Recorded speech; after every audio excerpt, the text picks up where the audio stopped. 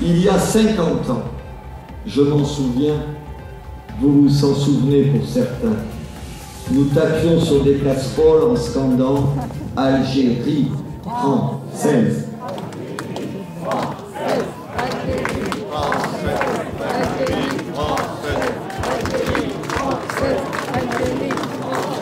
Il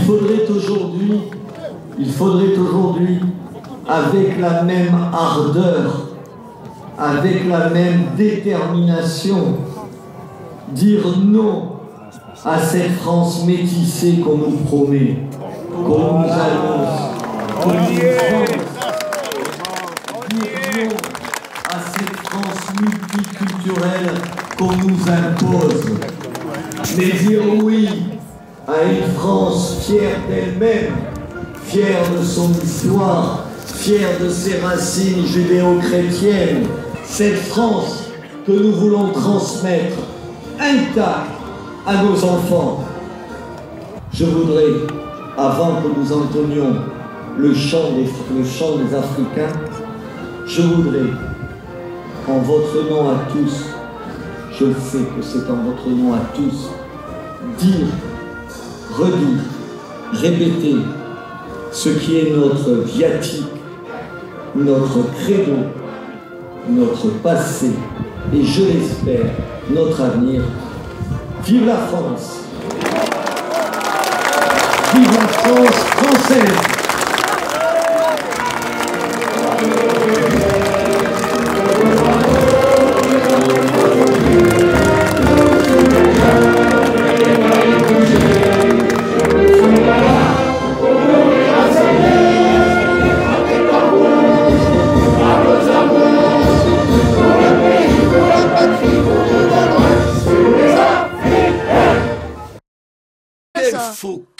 Quel faux cul.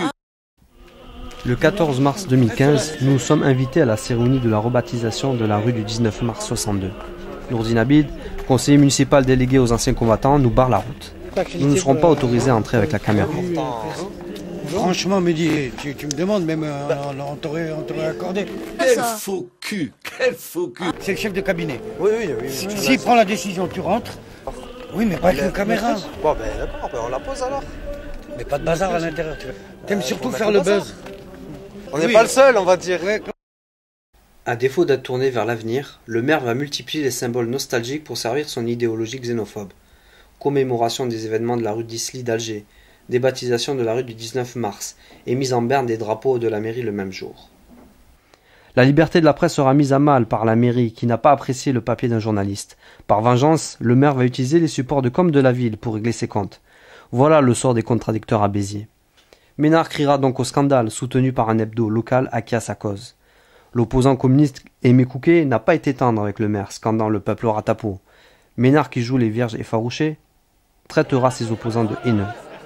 Pourtant, les actes du maire et son discours sont hautement plus porteurs de haine, et ce n'est pas fini. Béziers la paisible a basculé il y a 1 an déjà. Dans le rassemblement des opposants, l'ambiance semblait pourtant bon enfant. Peut-on en dire autant du côté des partisans de Ménard? Comment, avec son discours, peut-il prêcher la paix? Des bus des Bouches-du-Rhône, de Marseille, de Nice sont venus gonfler le nombre de nostalgiques de l'Algérie française. Au total, près de 30 bus selon les témoignages de ces immigrés d'un jour à Béziers.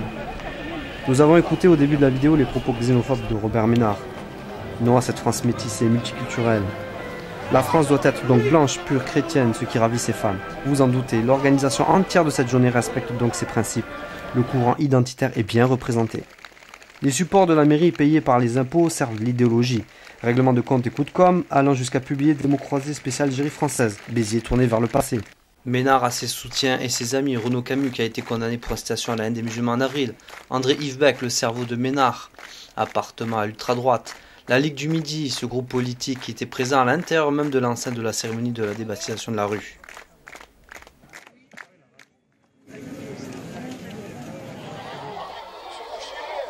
C'est donc avec un portable que nous clôturons cette tribune à la haine du 14 mars. Un voisin excédé agite un drapeau algérien. La réaction des enfants de chœur de Ménard ne se fait pas attendre.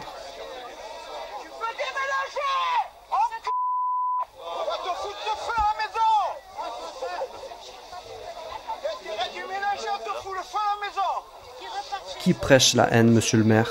Les autres? Pardon de vous le dire. Quel faux cul! Quel faux cul!